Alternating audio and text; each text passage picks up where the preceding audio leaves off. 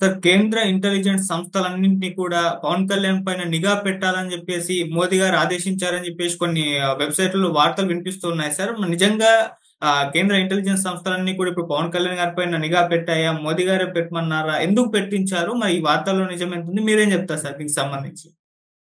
ఒక వార్త నేను కూడా చూశాను. ఆ వార్త ఏం చెప్తుందంటే పవన్ కళ్యాణ్ మీద కేంద్ర నిఘా సంస్థల నిఘా పెట్టారు. ఎందుకంటే మోడీనే ఆదేశించాడు అని వార్త వస్తుంది. దీనికి నేపథ్యం ఏందంటే మొన్న ఆయన 14వ తేదీ మార్చి 14 తేదీ పిఠాపురంలో చిత్రాడలో జయకేతనం పేరుతో జనసేన 12వ ఆవిర్భావ దినోత్సవం జరుపుకున్నారు. దానికి 57 ఎకరాల్లో ఆ సభ జరిగింది. లక్షలాది మంది అటెండ్ అయ్యారు. బ్రహ్మాండమైన సక్సెస్ అయింది. 1.5 అవర్ పవన్ కళ్యాణ్ స్పీచ్ ని చాలా జాగ్రత్తగా విన్నారు. సో ఇంతసేపు అటెన్షన్ ని గ్రాప్ చేయగలిగాడు పవన్ కళ్యాణ్. సభ కూడా చాలా సక్సెస్ఫుల్ గా చేయగలిగాడు. సో పవన్ కళ్యాణ్ కి మాట్లాడిన విషయాల్లో చాలా విపరీతంగా రెస్పాన్స్ ఈ మధ్య కాలంలో ఎవరి స్పీచ్ కి రానంత రెస్పాన్స్ వచ్చింది. ఇటు తమిళనాడు మీద ఆయన చేసిన వ్యాఖ్యలు కావచ్చు, తర్వాత సనాతన ధర్మం మీద ఆయన చేసిన వ్యాఖ్యలు కావచ్చు, బీజేపీలో ఏ నాయకుడు మాట్లాడినా దేశవ్యాప్తంగా ఇంత గుర్తింపు రాలేదు. ఎందుకంటే పవన్ కళ్యాణ్ స్పీచ్ అనేది దేశంలో ఇంగ్లీష్ మీడియా, హిందీ మీడియా కూడా విపరీతంగా ఫోకస్ చేసింది పవన్ కళ్యాణ్ స్పీచ్ ని. ఇక తమిళనాడులో అయితే ఇంక చెప్పాల్సిన అవసరం లేదు. పవన్ కళ్యాణ్కి 90% తమిళనాడులో వ్యతిరేకత వచ్చింది. ఓ 10% బీజేపీ ప్లస్ బ్యాచ్ అంతా కూడా పవన్ కళ్యాణ్ ని సపోర్ట్ చేశారు. ఏదేమైనా ఆ స్పీచ్ తో పవన్ కళ్యాణ్ కి ఓవరాల్ గా ఇండియాలోనే మైలేజ్ అనేది వచ్చింది. మీడియాలో మైలేజ్, ప్రజల్లో డిస్కషన్, పొలిటికల్ పార్టీలు గుర్తించడం ఇది జరిగింది. సో పవన్ కళ్యాణ్ దీన్ని ఎలా సాధించగలిగాడు? ఒక చిన్న మీటింగ్ తో ఇంత డిస్కషన్ ని, చర్చని ఎలా రగిలించగలిగాడు అనేది స్టడీ చేసి చెప్పమని ఇంటెలిజెన్స్ వాళ్ళతో ఒక నిఘా కమిటీని మోడీ ఏర్పాటు చేశాడు అనేది వార్త సారాంశం. అంటే ఇది వినడానికైతే లాజికల్ గా ఉంది. ఎందుకంటే ఎక్కడైనా కూడా మామూలుగా సభలు సమావేశాలు జరిగినప్పుడు నేను చిన్నప్పటి నుంచి చూస్తున్నాను. పౌరకుల సంఘంలో నేను పనిచేసినప్పుడు కూడా మా సభలకి ఇంటెలిజెన్స్ వాళ్ళు వచ్చేవాళ్ళు, రిపోర్టింగ్ అనేది ఇచ్చేవాళ్ళు. అంటే సమాజంలో వివిధ సంస్థలు, వివిధ పౌర ప్రజా సంఘాలు, పౌర హక్కుల సంఘాలు లేదా విప్లవ ప్రజా సంఘాలు వీళ్ళు సభలు నిర్వహించినప్పుడు రెగ్యులర్ గా ఇంటెలిజెన్స్ వాళ్ళు వచ్చి నివేదికలు అనేవి సమర్పిస్తూ ఉంటారు. ఇది రొటీన్ గా జరిగేది. ఎందుకంటే దాదాపు ప్రతి పోలీస్ స్టేషన్ లో ఒక స్పెషల్ బ్రాంచ్ అంటారు, ఎస్బి అంటారు వాళ్ళు. ఎస్బి ఇన్స్పెక్టర్ కానీ, ఎస్బి ఎస్ఐ కానీ వాళ్ళు కానిస్టేబుల్స్ ఉంటారు. వాళ్ళ పని ఏంటంటే రోజు ఆయా టౌన్లలో ఏమేమి జరుగుతుందో దాన్ని రిపోర్ట్ చేసి పంపిస్తూ ఉంటారు. ఇటు పవన్ కళ్యాణ్ లాంటి వాళ్ళవి ప్రత్యేకంగా జరుగుతాయి కాబట్టి దీని మీద కేంద్ర స్థాయిలో కూడా ఇంటెలిజెన్స్ వాళ్ళు నివేదికలు తెప్పించుకొని నివేదికలు పంపించడం అనేది సర్వసాధారణం.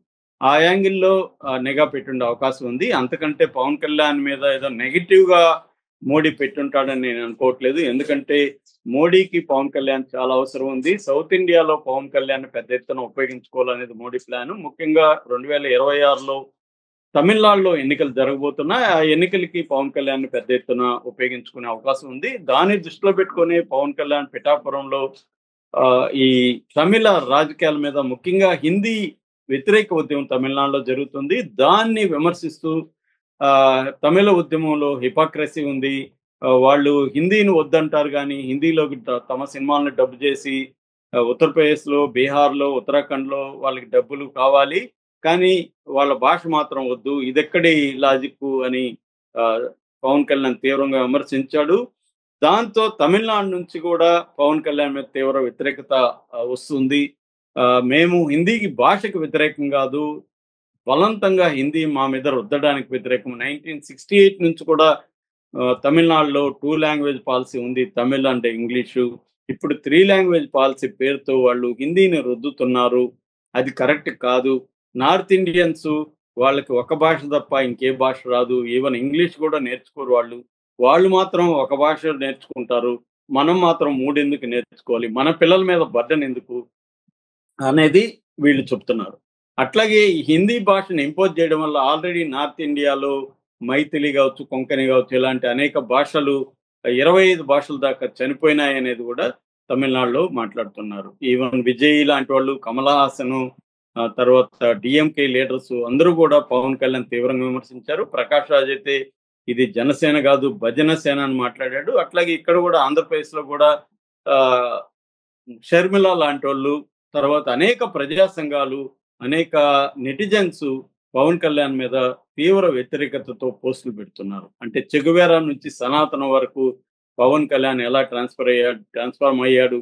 తర్వాత తనే ఒకప్పుడు మాట్లాడిన వీడియోలని పక్కన పెట్టి ఎడిట్ చేసి పెడుతున్నారు. అది చూస్తే నిజంగా షాక్ అవుతుంది. ఒక వ్యక్తి ఇన్ని అబద్ధాలు ఇలా చెప్పగలడా అనేది.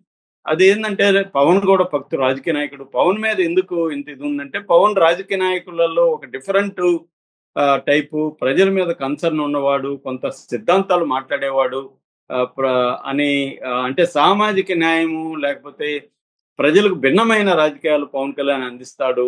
ఇప్పటివరకు ఆయన మీద ఎటువంటి అవినీతి ఆరోపణలు అవన్నీ లేవు. ఎందుకంటే ఆయన అధికారం ఇప్పటివరకు లేదు. ఇప్పుడు కూడా 9 నెలలు అయినా కూడా ఆయన మీద ఇప్పటివరకు అయితే ఎటువంటి మనీ ఫ్రాడ్ గాని లేకపోతే అవినీతి గాని వీటి మీద రాలేదు. అందువల్ల పవన్ కళ్యాణ్ భిన్నంగా చూస్తారు. కానీ నిజానికి నేను చాలా సార్లు చెప్తున్నాను. పవన్ కళ్యాణ్ కూడా ఒక టిపికల్ రాజకీయ నాయకుడే. ఆయన గోల్ కూడా అధికారమే. ఇవాళ అన్ని రాజకీయ పార్టీలు అలాగే ఉన్నప్పుడు పవన్ కళ్యాణ్ భిన్నంగా ఉండాలని కోరుకోవడం అత్యాశ. పవన్ కళ్యాణ్ కూడా సీఎం కావాలని కోరిక. సీఎం కావాలంటే ఆయనకి ఏది కరెక్ట్ అనుకుంటే అది చేస్తాడు. సీఎం కావాలంటే కమ్యూనిస్టులు అవసరం ఉంటే కమ్యూనిస్టులని పొగుడతాడు. చెగువేరా అంటాడు. మా నాన్న కమ్యూనిస్ట్ అంటాడు. దీపంలో సిగరెట్ ముట్టించుకునేవాడు మా నాన్న అంటాడు. ఇవన్నీ మాట్లాడతాడు. కులం వద్దనుకుంటే కులం వద్దంటాడు. మళ్ళీ కులం కావాలంటే కులం కావాలంటాడు. మతం వద్దనుకుంటే మతం వద్దంటాడు. మళ్ళీ మతం ఉపయోగపడుతుందంటే మతం నేను చిన్నప్పటి నుంచి రామనామం జపం చేస్తున్నానని చెప్తాడు. అలాగా ఆయన టిపికల్ అందరు రాజకీయ నాయకులే లాగానే ఆయన కూడా దాన్ని మేము గొల్ల ఫిలాసఫీ అని పేరు పెట్టాం. గొల్ల ఫిలాసఫీ అంటే షెల్ ఫిలాసఫీ.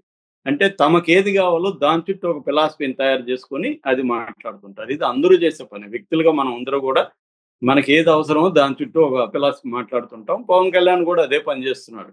పవన్ కళ్యాణ్‌ని భిన్నమైన రాజకీయ నాయకుడు లేకపోతే పేద ప్రజల పక్షపాతి లేకపోతే తక్కువ సోకాల్డ్ దళిత కులాలకి ఆయన అండగా ఉంటాడు. ఇవన్నీ అబద్ధాలు. ఆయన రాజకీయంగా తన ప్రయోజనాలకి ఏది ఉపయోగపడితే దాన్ని ఉపయోగించుకుంటారు. కులమైనా, ప్రాంతమైనా, మతమైనా ఏదైనా కూడా ఆయన తనకు ఉపయోగపడుతుంది అనుకుంటే దాన్ని ఉపయోగించుకుంటాడు. ఆయనకి సిద్ధాంతం అంటూ లేదు. ఆయనకే కాదు ఏ పొలిటికల్ పార్టీకి ఇవాళ ఇండియాలో సిద్ధాంతాలు లేవు. సిద్ధాంతం అంటే అధికారమే వాళ్ళ సిద్ధాంతం. అధికారమే ఐడియాలజీ, అధికారమే పరమావధి. కాబట్టి గాంధీ చెప్పినట్టుగా మన లక్ష్యము దాన్ని చేరుకునే మార్గం ఈ రెండు బాగుండాలనేది గాంధీ చెప్పాడు. కానీ కమ్యూనిస్టులు లక్ష్యం బాగుంటే మార్గం ఏదైనా పర్వాలేదని కమ్యూనిస్టులు అనేవాళ్ళు. ఇవాళ లక్ష్యము బాగుండాల్సిన అవసరం లేదు, మార్గం కూడా బాగుండాల్సిన అవసరం లేదు. లక్ష్యం అంటే మన అధికారమే మన లక్ష్యం. అధికారం అనే లక్ష్యాన్ని ఏ మార్గం ద్వారానో చేరుకోవచ్చు, ఎన్నిసార్లైనా మార్గం మార్చొచ్చు అనేది ఇవాళ ఉంది. అందుకనే యూటర్న్ బాబు అంటున్నారు, యూటర్న్ జగన్ అంటున్నారు, ఇప్పుడు U turn Pawan Kalyan. So U2 అని పేరు పెట్టచ్చు ఆయనకి, యూటర్న్ పవన్ కళ్యాణ్ అని. కాబట్టి ఇవాళ అందరూ యూటర్న్ చేయని వాళ్ళు ఎవరు లేదు. మోడీ ముస్లింలను విమర్శిస్తారు. మళ్ళీ మోడీకి సెకండ్ ఫేజ్ థర్డ్ ఫేజ్ లో టెన్షన్ వచ్చింది. ముస్లింలు ఓట్లు పడవని. చిన్నప్పటి నుంచి మా ముస్లింల దగ్గర పెరిగాను, మా ఇంట్లో అంతా ముస్లింలు తిరిగవడని మాట్లాడలేదు మళ్ళీ మోడీ. సో అందరూ కూడా ఏంటంటే ఓట్ల కోసం వాళ్ళు ఎన్ని ఓసర విల్లు అవతారాలను ఎత్తారు. పవన్ కళ్యాణ్ కూడా భిన్నమైన వాడైతే కాదు.